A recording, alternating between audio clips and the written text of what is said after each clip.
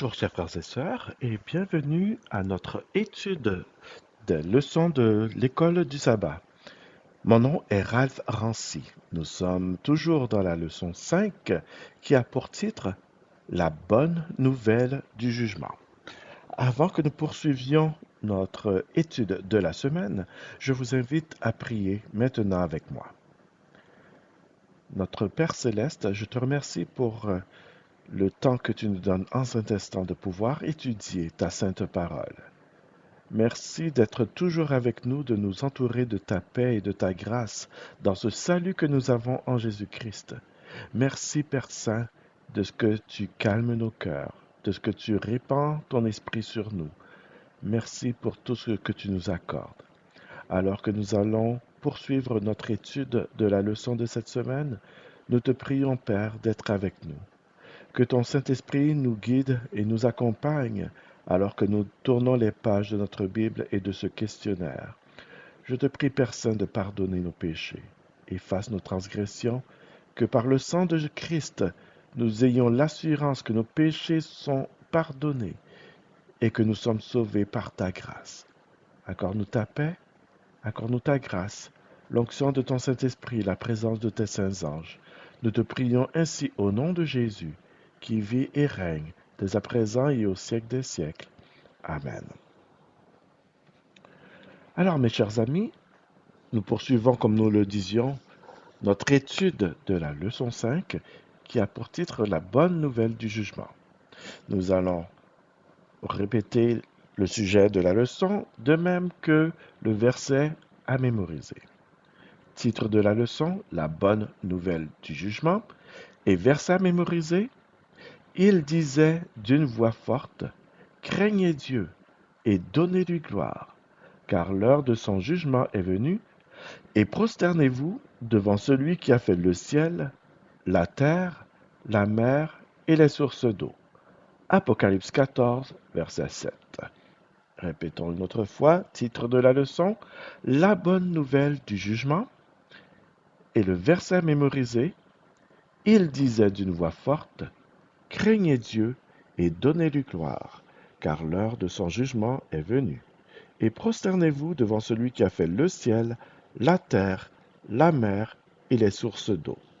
Apocalypse 14, verset 7. Nous sommes maintenant rendus à la partie de mardi. La partie de mardi a pour titre Une scène extraordinaire. Une scène extraordinaire. Voici ce qu'écrit l'auteur de ces lignes. Les livres prophétiques de Daniel et de l'Apocalypse sont des livres indissociables qui nous renvoient aux événements qui se déroulent lors des derniers jours de l'histoire de la Terre. Le livre de l'Apocalypse annonce que l'heure du jugement de Dieu est venue. Le livre de Daniel révèle comment le jugement a commencé. Dans Daniel 7, Dieu révèle l'histoire du monde aux prophètes. Les nations se succèdent. Des puissances persécutrices oppriment le peuple de Dieu. Après avoir décrit Babylone, l'empire médo-perse, la Grèce, Rome, l'effondrement de l'Empire romain et la persécution de l'Église pendant les 1260 années décrites dans le texte, Daniel 7, verset 25, à comparer également à Apocalypse 12, verset 14, Dieu attire l'attention de Daniel sur un événement céleste glorieux qui remettra toutes choses en ordre. Après la grandeur et la décadence des nations et les puissances tyranniques de la terre, le prophète voit la salle du trône de l'univers et le jugement final de Dieu quand il redressera les torts et qu'il établira son royaume de justice éternelle. Dans une vision prophétique, Dieu transporte Daniel du chaos et des conflits terrestres jusqu'aux gloires du sanctuaire céleste et au siège de la cour suprême de l'univers, où Christ, le chef légitime de ce monde, recevra de son Père le royaume qui lui revient. Alors, mes chers amis, il est important de comprendre qu'il existe un lien étroit entre le livre de l'Apocalypse et le livre de Daniel. Et précisément dans Daniel chapitre 7, la scène du jugement de Dieu est présentée consécutivement aux chutes successives des empires. Nous allons prendre le temps de lire Daniel chapitre 7 afin que nous voyions exactement de quoi nous parlons. Alors tournons les pages de notre Bible.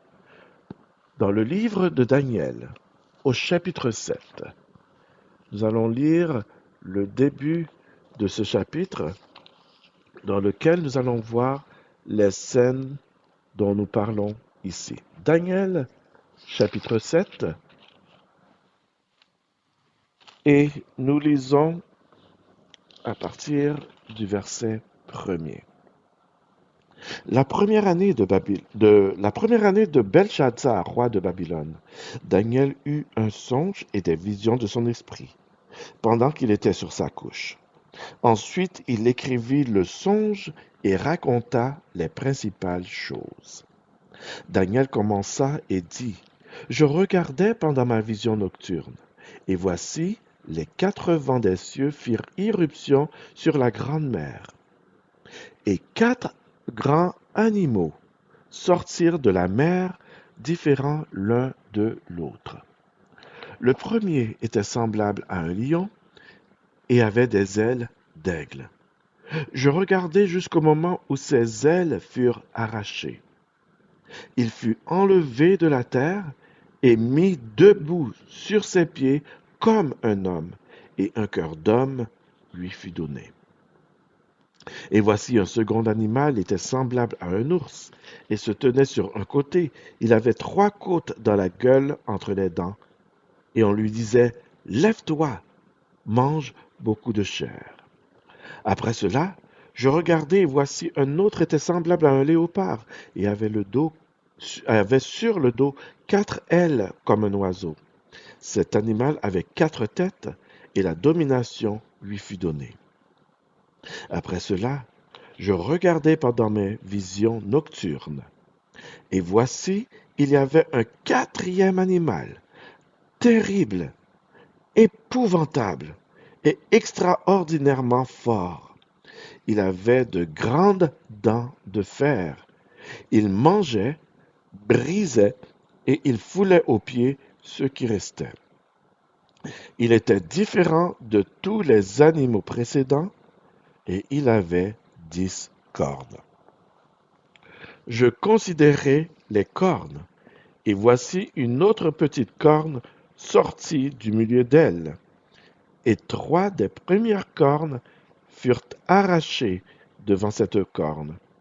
Et voici, elle avait des yeux comme des yeux d'homme, et une bouche qui parlait avec arrogance. Et maintenant, à partir du verset 9, regardons ce qui est écrit.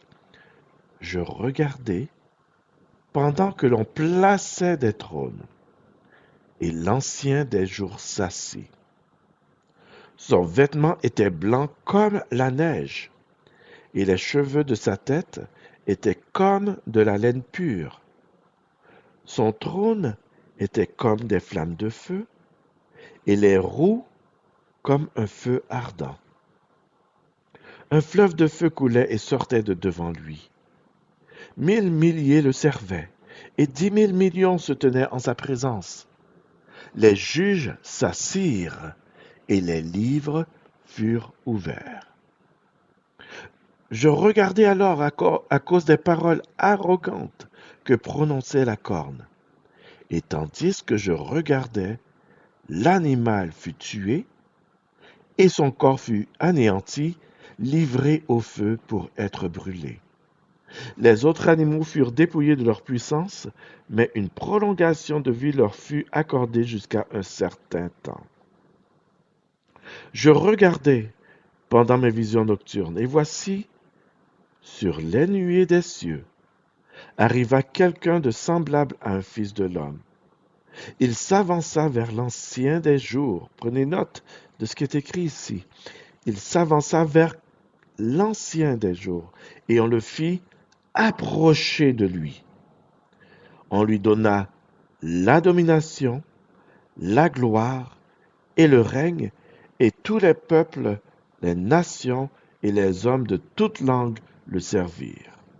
Sa domination est une domination éternelle qui ne passera point, et son règne ne sera jamais détruit.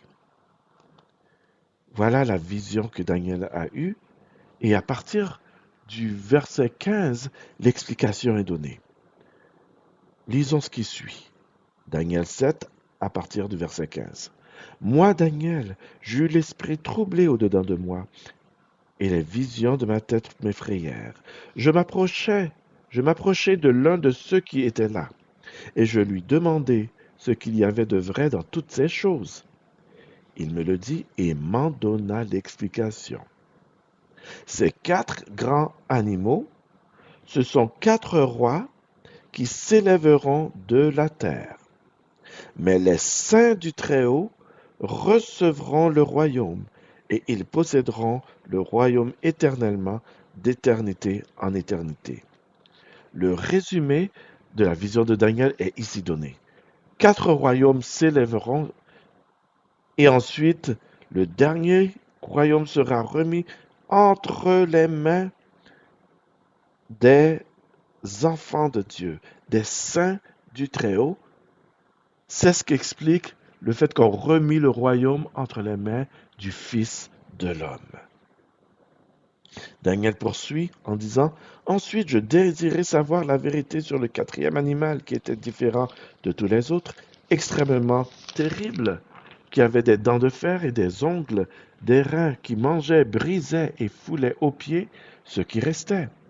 Et sur les 10 cornes qu'il avait à la tête, et sur l'autre qui était sortie et devant laquelle 3 étaient tombés, sur cette corne qui avait des yeux, une bouche parlant avec arrogance et une plus grande apparence que les autres.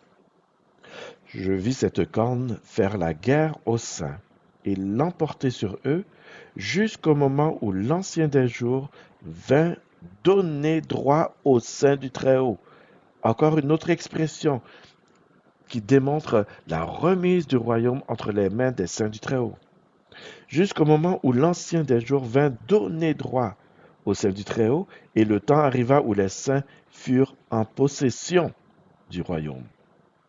Explication, verset 23. Il me parla ainsi. Le 4e animal, c'est un 4e royaume qui existera sur la terre, différent de tous les royaumes, et qui dévorera toute la terre. Il la foulera et la brisera. Les 10 cornes, ce sont 10 rois qui s'élèveront de ce royaume. Un autre s'élèvera après eux, et il sera différent des premiers, et il abaissera 3 rois. Il prononcera des paroles contre le Très-Haut. Il opprimera les saints du Très-Haut, et il espérera changer les temps et la loi. Et les saints seront livrés entre ses mains pendant un temps, des temps et la moitié d'un temps. D'une manière prophétique, on le verra, un temps, des temps, la moitié d'un temps représente 3 années. Et puisque nous sommes dans une prophétie illustrée, c'est 3 années prophétiques qui équivaut dans le langage biblique à 1260 jours. Prophétique, donc 1260 années. Et ensuite, il est dit, puis viendra le jugement. Alors qu'il espère changer les temps et la loi, le jugement viendra. Et on lui ôtera sa domination qui sera détruite et anéantie pour jamais. Le règne, verset 27, la domination et la grandeur de tous les royaumes qui sont sous les cieux seront donnés au peuple des saints du Très-Haut. Son règne est un règne éternel, et tous les dominateurs le serviront et lui obéiront. Ici finirent les paroles. Moi, Daniel, je fus extrêmement troublé par mes pensées, je changeai de couleur et je conservai ces paroles dans mon cœur. Voilà donc là l'explication, la révélation de la vision, du songe de Daniel et son explication. Et donc, c'est ici que nous voyons la succession des empires. Babylone, l'empire médo-perse, la Grèce, Rome, ensuite la chute de l'empire romain, l'abaissement de 3 rois et la persécution de l'Église pendant 1260 jours.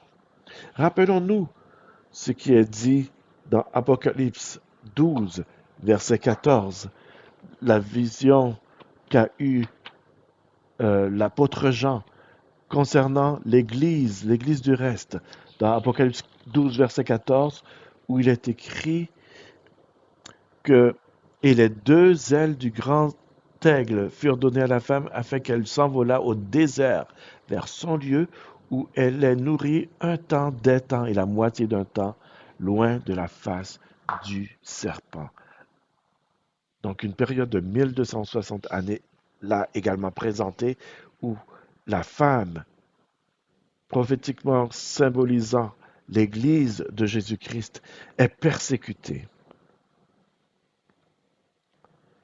Mais, mes frères et sœurs, chers amis, retenons bien ceci, Dieu veille sur son Église et Dieu remettra à ses enfants, les saints du Très-Haut, le royaume qui demeurera éternellement. C'est là que Christ recevra la gloire de la part de son Père et il partagera avec ses saints, ses disciples, ses enfants. Allons maintenant plus loin ici dans la note du questionnaire où l'auteur nous dit ceci. Lisez Daniel 7, versets 9, 10 et 13. Daniel chapitre 7, versets 9, 10 et 13. Nous allons lire et ensuite nous allons voir la question qui nous est posée. Daniel 7, 9, versets 9, 10 et 13. Lisons ceci. Verset 9. Je regardais pendant que l'on plaçait des trônes et l'ancien des jours s'assit. Son vêtement était blanc comme la neige, et les cheveux de sa tête étaient comme de la laine pure. Son trône était comme des flammes de feu, et les roues comme un feu ardent. Un fleuve de feu coulait et sortait de devant lui. 1000 milliers le servaient, et 10 000 millions se tenaient en sa présence. Les juges s'assirent, et les livres furent ouverts. Et le verset 13, je regardai pendant mes visions nocturnes, et voici sur les nuées des cieux arriva quelqu'un de semblable à un fils de l'homme. Il s'avança vers l'ancien des jours, et on le fit approcher de lui. À la question maintenant, il est dit, lisez donc Daniel 7, 9, 10 et 13, et décrivez ce que Daniel a vu dans ces versets. Quelle est également la conséquence définitive de ce jugement? Comparé à Daniel 7, verset 14, verset 26 et verset 27. Nous avons déjà vu et lu que la conséquence définitive du jugement est la remise du royaume éternel au Fils de l'homme. Et il est ajouté ici maintenant dans les versets 14, 26 et 27 qu'il s'agit d'un royaume éternel qui ne passera point et dont le règne ne sera jamais détruit. Versets 26 et 27, il est écrit « Puis viendra le jugement, et on lui ôtera sa domination, c'est-à-dire à cette 4e puissance. Et on lui ôtera sa domination qui sera détruite et anéantie pour jamais. » Et verset 27, « Le règne, la domination et la grandeur de tous les royaumes qui sont sous les cieux seront donnés au peuple des saints du Très-Haut.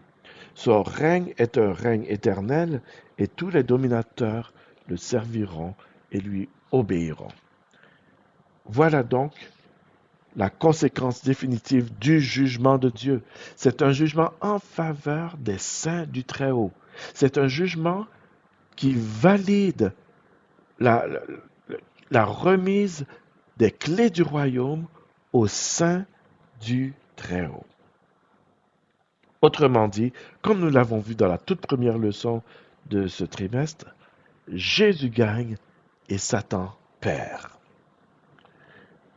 Poursuivons avec la note de l'auteur de ces lignes. Il dit « Le sort de toute l'humanité est décidé dans le tribunal céleste. Le droit prévaut. La vérité triomphe. La justice règne. C'est l'une des scènes les plus extraordinaires, les plus merveilleuses, les plus spectaculaires de toute la Bible. Et la bonne nouvelle, c'est qu'elle se termine très bien pour les fidèles de Dieu, ceux qui sont revêtus de la justice de Christ. Jésus s'approche de son Père céleste en présence de l'univers entier. Les êtres célestes se tiennent autour du trône de Dieu. Les êtres non déchus de l'univers entier sont en admiration devant cette scène du jugement.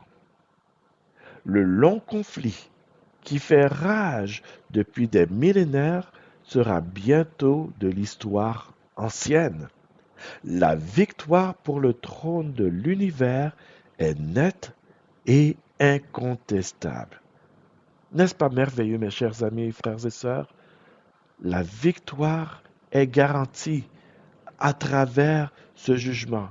C'est un jugement en faveur des fidèles de Dieu, revêtus de la justice de Christ. Non pas par rapport à leur propre mérite, mais grâce au mérite du Christ. Nous sommes revêtus de la justice de Jésus.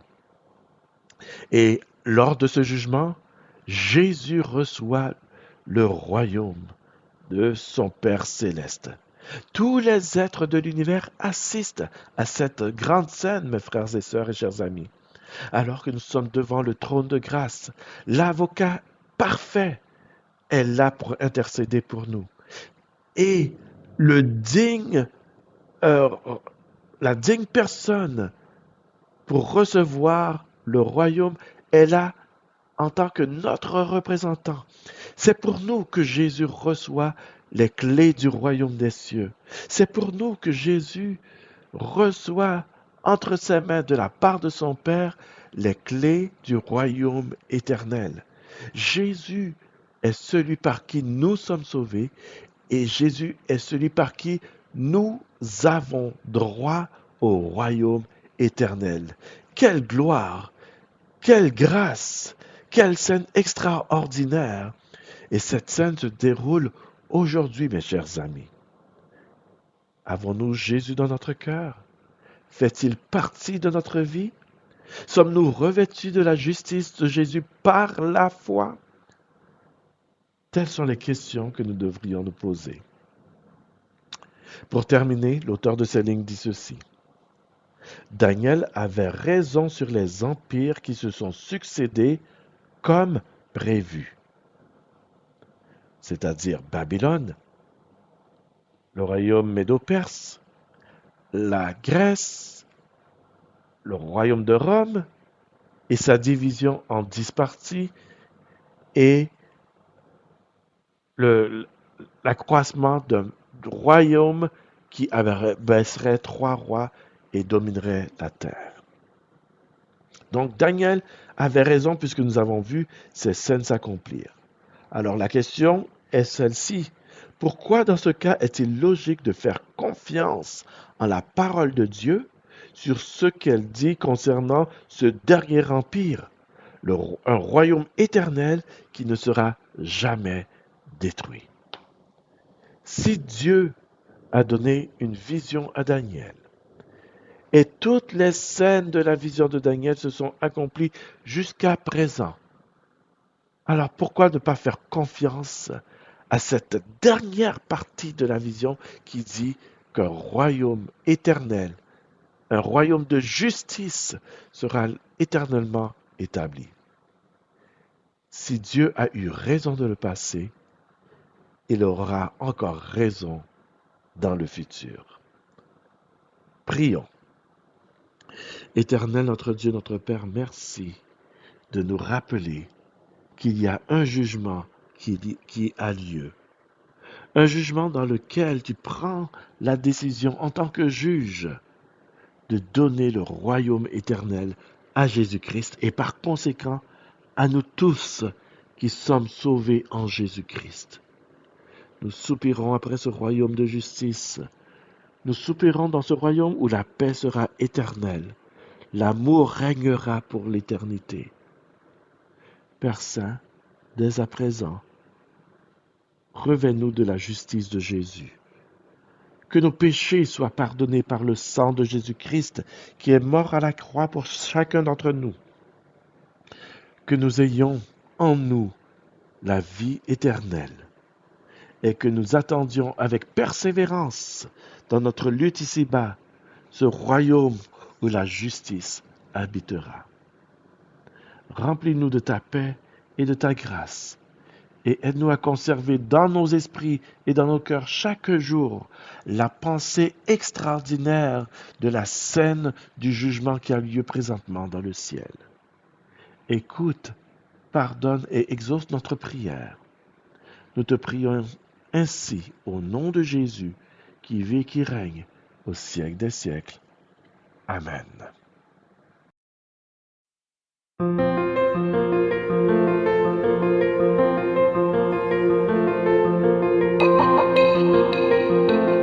Merci d'avoir suivi la partie de mardi de la leçon 5 de notre guide d'étude de la Bible. Soyez des nôtres pour le prochain programme qui abordera la partie de mercredi. D'ici là, que la paix de Dieu soit avec vous tous.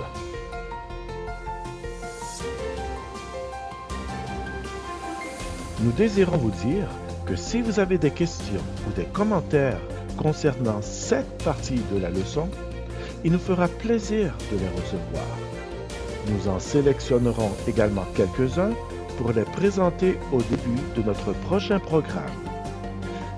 Présentez vos questions et commentaires par courriel à eaft@live.ca ou encore par le site internet de l'Église adventiste francophone de Toronto à www.eaft.ca. Merci.